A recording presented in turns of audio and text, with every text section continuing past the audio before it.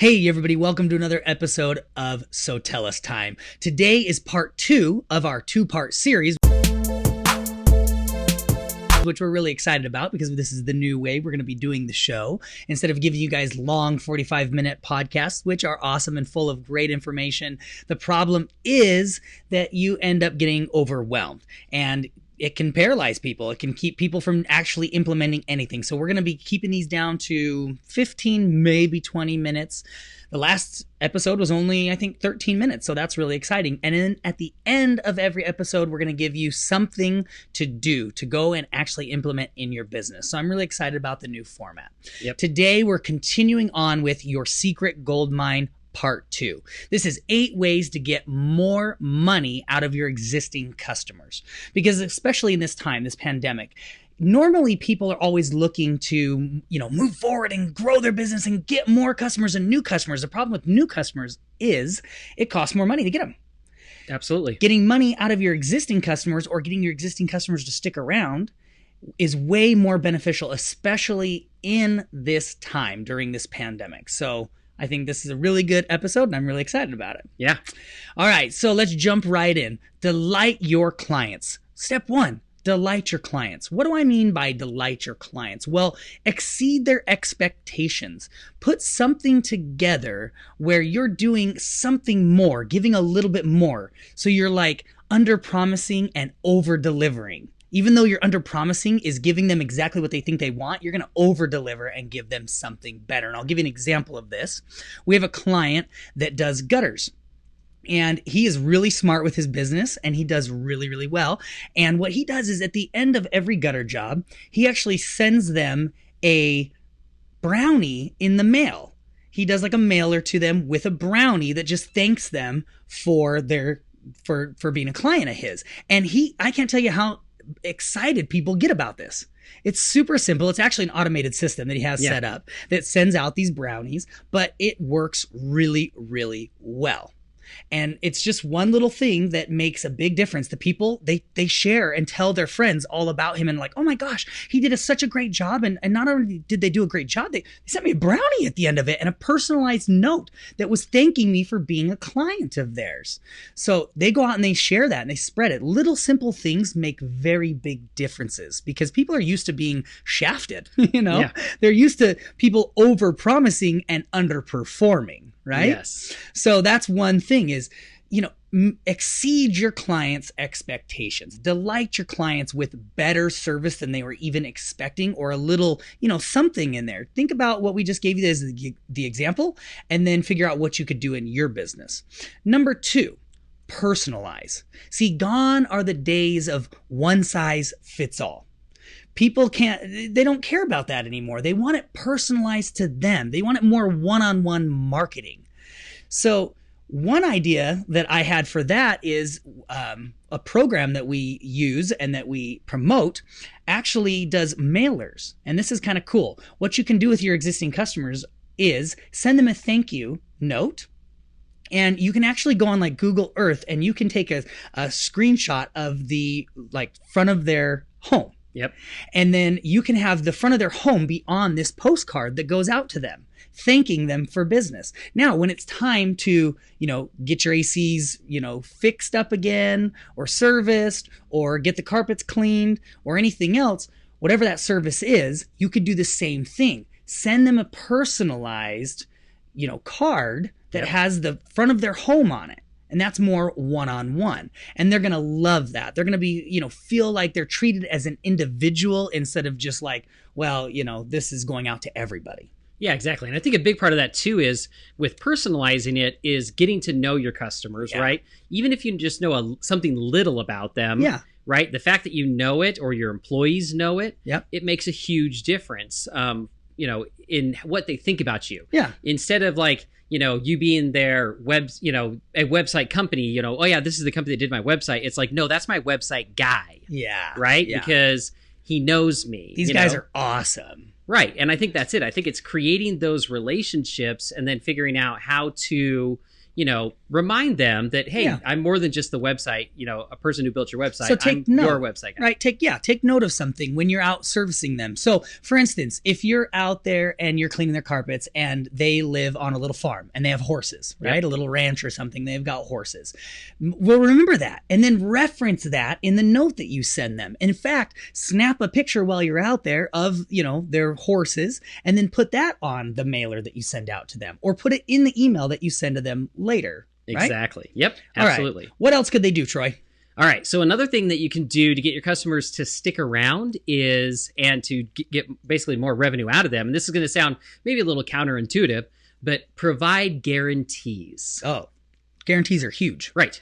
People go, oh, well, if I have a guarantee, then like people are going to, want their money back or, this is crazy. Like I remember, Mike Crow, the millionaire inspector community, right? Yeah. He taught home inspectors how to, grow their business, and they had like a 200% money back guarantee. Yeah. And it's like, wait, what? I'm going to give them like double their money back? I'm going to lose so much money, right? But by having a guarantee, more people would purchase than those who wouldn't, right? Yes. And the thing is that the numbers were in, the statistics were there.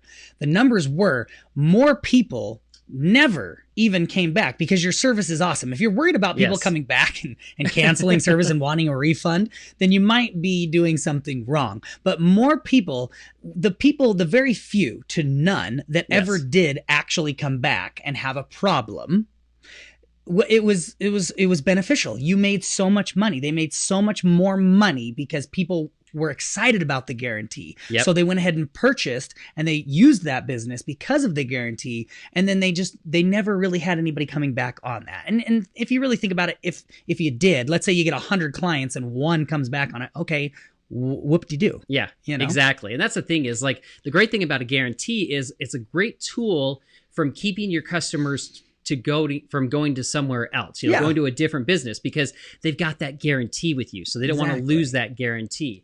So you want to make sure that, with a good guarantee, you tell your customers where and how to complain or reach out to you. And you want them so that they know that like the complaining is worth their time and effort. Like they're actually going to listen to them. Yeah. And then it also gives you the opportunity to find issues in your company. Yep. And correct them. Yep. Right. Because a lot of times if there's no guarantee, the person just gets mad, they cancel your service and they never talk to you again, or they go write a bad review and you never know what happened, right? That's right. So it gives you the ability to, find out what's going great and what's going wrong in your company. So guarantees are a great way to do it. Yep. And then another thing is, the next one is asking for feedback. Yeah. And this is really important as well. Because if you don't know what your customers think about you, your business, your product, and your services, then you might as well close up shop. Yeah. Right? Because you're going to end up going out of business one way or another, right? Because you're either not providing the right product or the right pricing or whatever it might be. If you're not getting feedback from your customers, then you aren't going to be able to deliver the very best product for them and exceed their expectations. Another part of that is that when you actually take and implement their feedback into your business, they feel like they're a part of the business. Yes. And they're going to stick around longer. I remember we had a client years ago with SoTellUs that he, called up and he says, man, I love SoTellUs, but I really wish that like it could do this one little thing, and it wasn't that big of a deal. Yeah. But we're like, well, let me talk to our programmers to see what we can do. I called the guy back I think it was like an hour later, and I'm like, oh, FYI, boom, it's done. It does that now. And he was like, what? He's like, I can't believe you actually listened to what I said and you actually implemented it in your business. And that guy has been like a cheerleader for us for years to come. Yeah. Right. Well, and with feedback, even if somebody has a problem with you, a lot of times they just want to be heard. Yes. They just want to be heard. And so like in our company, if we receive an email and somebody's upset in the email, we train our employees, just pick up the phone and call them. Yep. Call them and let's take care of this immediately. And a lot of times just talking to them and saying, man, I understand that. And you know what? That would be frustrating. That helps them feel like, okay, I mean, I love this service. I'm not really that mad. Yeah, this happened, but they listened to me, they understood it, and they're going to do something to fix that. Feedback is huge for your business. Exactly. So that's a great way, again, to keep your customers loyal and hanging around. And again, finding the problems quickly and fixing them before the customer leaves. All right. So Trevor, take us to the next couple. All right. So the next thing would be a good rewards program, a loyalty program. Create something in your business where you can give your customers something for being loyal to you. Right? Some examples of that would be like bonus products or services. So maybe like for every 3 cleanings, they get 1 free. Yep. That would be a good one. For every 3 cleanings, they get a bottle of cleaner or spot remover or whatever that is. Or for every 4 services on your AC units, they get so much, whatever you got to fill up the AC units with. Freon. The Freon or whatever that is. They still using that? I don't know. I heard they were getting rid of something. I don't know. I'm not an expert in that.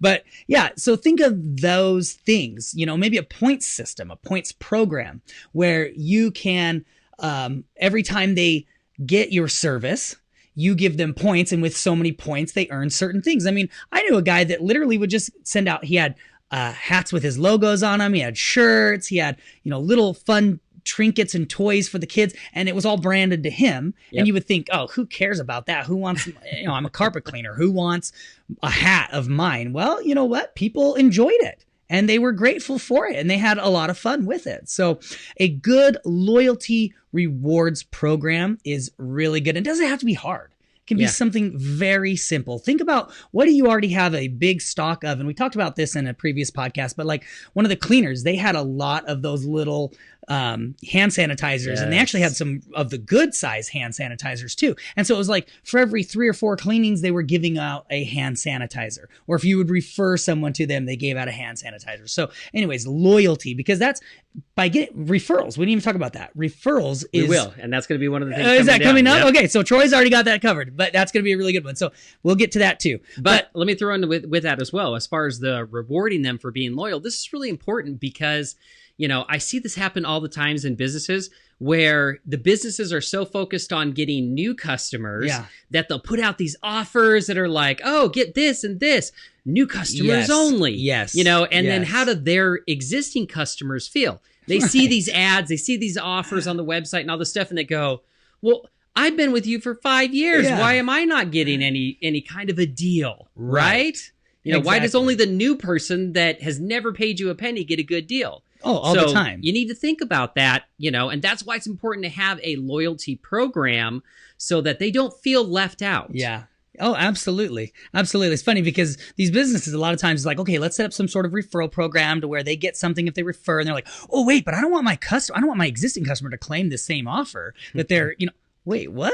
Like, no, I get it. I understand that if someone's willing to pay full price or whatever it is, you want the money, but also it's like, listen, you want people to share it and get it out there. So anyways, we'll get to that. I want to spoil it. Troy's got that. Troy's got that one coming up. So the next thing would be keeping in touch with your customers.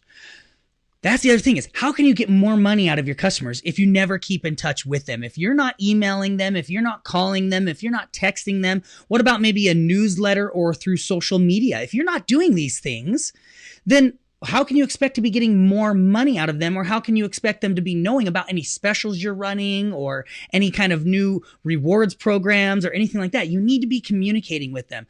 And so you need to consider the different ways that you can do that, and then how often, because that's a big thing, is people ask, how often should I be communicating with my customers? And our rule of thumb is at least once a month. Yeah. If not a couple times a month, in my opinion. I mean, if you see some of these, people out there that do email marketing, they will hit you up 1 to 3 times a day. Now, I think that's a little bit excessive, but their theory is, hey, either, buy from me or like my stuff or get off my email list. But that's a little more aggressive for us small business owners that, aren't just pushing a bunch of stuff. I would say that at least once a month is a must, but, couple times a month isn't bad either. And so again, ways that you can do that would be like a company newsletter. You can do it through your social media sites. You could do it through text messages that are nice and personalized. You can do it through emails. Any different ways that you could want to do that, or maybe you've got some other ways that you guys are doing that with your flyers or postcards. You could be sending them out to existing customers. And it's a big mistake that businesses make, is they only send out things to new customers or ones that they want to get, right? So they're doing, why aren't you doing mailers and flyers to existing customers? to keep in front of them. Maybe give them the latest information, give them your latest newsletter, send them that personal thank you for being a customer, things like that. Yeah, and I'll give you another example, and this is not a good example of like continually communicating, but it shows the importance of at least doing some sort of communication.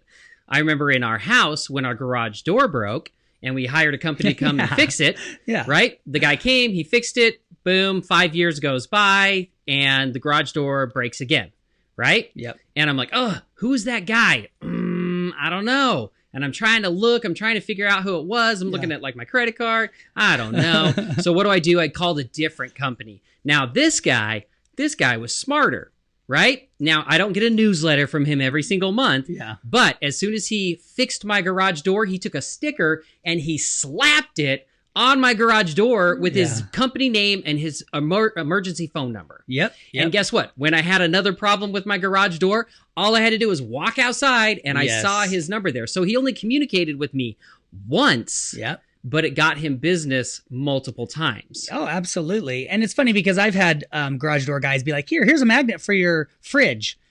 My wife doesn't put magnets on our fridge. Thank you very much. She's like, and I was like, oh, okay, thanks. Throw that away. But yeah, like Troy actually referred his guy to me because I called Troy and I was like, man, who works on your garage? He's like, hold on, let me walk out to my garage and let me snap a picture of this. He took a picture of the sticker that was stuck next to the garage door opener and he sent it to me. I called that guy. He came out, serviced my garage, and he stuck the sticker next to mine now. So now I have it. And the funny thing is my neighbor. I had a neighbor have the same situation happen. I said, hold on, let me take a picture of this and let me send it to you. So that dude's gotten 3 jobs off of, at least 2 jobs off of Troy's having that sticker. Yeah, and that's not great communication, right?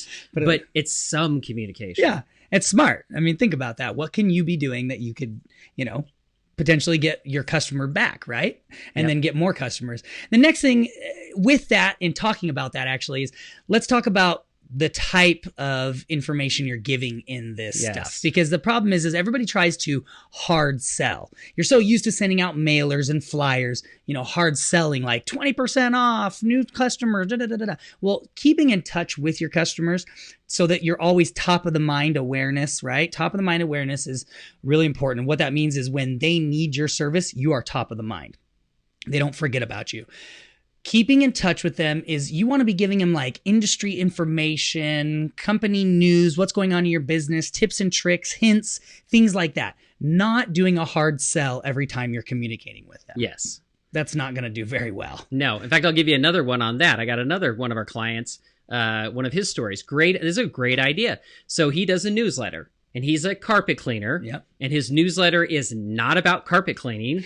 It's like all this just interesting information, tips and tricks. And, it's Mother's Day. And it talks about, he has information about Mother's Day around the world, blah, blah, blah, right? It's something that people will read. Yeah. So he mails out 200 of them every single month. And then he emails out 1,000 of them. Awesome. Every single month. But what he did is in his newsletter, he has a trivia question. And then on his website, he has cool. I saw this the other day. Yeah, he has a form. And what he does is in the newsletter, it says the first 4 people to fill out the form on the website with the correct answer for the trivia question gets movie tickets. Yeah, that's awesome. So then he sends out the emails, sends out the things, and then he drives all these people back to his website every 30 days. Yep. Right? It's so awesome. So he is always on the top of their mind. Yep, absolutely. And they love it. Who doesn't want to win movie tickets? Right. That's awesome. All right. Well, that's one thing to think about, guys, is how can you keep in touch with your customers? And I love what Troy the example that you just gave, because it's not even anything about necessarily his business directly. Of course, he has some things in there, and he may even throw a special in every once in a while, right? Or a reminder that it's time to get your carpets cleaned again. Or if it's been 6 months, it's time to get your carpets cleaned, things like that. But it drives people in and it gets them excited. And so they're checking it. And he really does. Troy was just showing this to me the other day, and we were actually adjusting his form a little bit. And he gets tons of people doing this. Yeah. He gets tons. In fact, he gets a ton of phone calls. Right. He was like, he actually came to us saying, "Hey, how do I get more people to fill out the form? Because my phone blows up every single month. How would you guys like to have your phone blow up every single month? That's awesome." Right. All right, Troy. Why don't we get into that referral program? Why don't you tell us a little bit about that? All right. So here's the last two strategies. The first one is implement a referral program. Yeah. Duh. Right.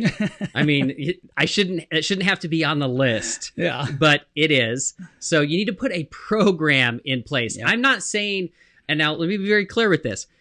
I'm not saying like, if somebody refers somebody to me, then I'll think about doing something for them. You need to actually have a program in place that asks for referrals from every single one of your clients.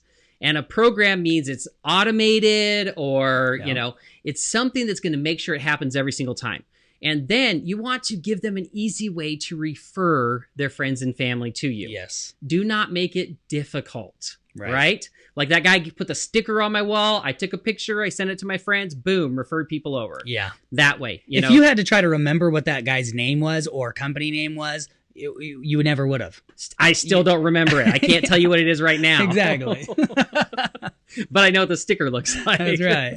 So make it easy for them to do it. And then if you have staff, incentivize your staff to consistently ask for referrals. Yeah. So, your staff is probably not going to just automatically do it out of the kindness of their hearts. Yeah. Right? So you incentivize your staff so that they're out there drumming up more business for you. Yeah. An example of that is we had a client that he was saying, "Hey, how do I get my staff to do this?" And we said, "Well, why don't you give them some sort of bonus structure?" Yep. And actually what he came up with and what we were helping him with on this was like walking through the steps of how do I do this and implement it.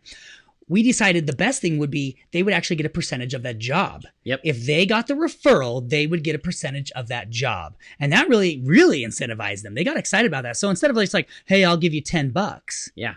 This was more of like, "Hey, you're going to get this percentage." And it worked out to be quite a bit more.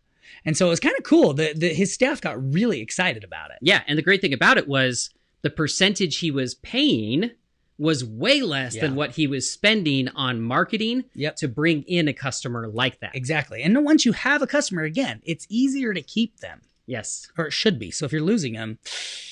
Exactly. And then the final one is thank your customers for the referrals they are giving you. Have a system or a way to thank them for every single referral that comes in, right? So incentives are a great way to do this. It can be brownies that you automatically mail out to them. It can be a discount on their next service. It can be movie tickets, whatever you want. But make sure that you promote the incentives to your clients so that they remember to refer their friends to you. Yeah, and you know what's funny is me personally, I'm a big referral guy. I love to refer. If I get a great service, I refer like crazy. I'll put it in my community Facebook page. I will post it out on my main Facebook page. I will tell anybody and everybody. I just had a guy text me today and said, "Hey, where did you get your truck lifted? And where'd you get those tires and rims?" And it's funny because it's like it's different people I'm referring off to. I'm like, "Well, hey, I got my tires, rims here, and they did a great job. And then I got my truck lifted over here, and then I got the intake put on over here." And I mean, just today people know that I love to refer, so they text me and email me all the time. And so the funny thing is though, I will hit up people and be like, "Hey, I just referred you over somebody and they're going to give you a call. It's going to be awesome." And when Bob calls you, just know it came from me. And I can't tell you how many times what I get back is thanks. Yeah. Thanks. Oh, okay, cool. Not that you have to give me anything, but man, I tell you what, I'm already a big referral guy. I would get so much more excited if you were for instance, my pool cleaning guy. So my pool clean guy, right?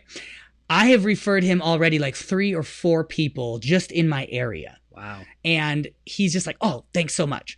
And the first referral he gave me, I think it was $10 off my service, which was awesome. And I was super stoked. So I was like, "Woo, this is great." So then I referred 3 or 4 more people, but then there was just nothing after that.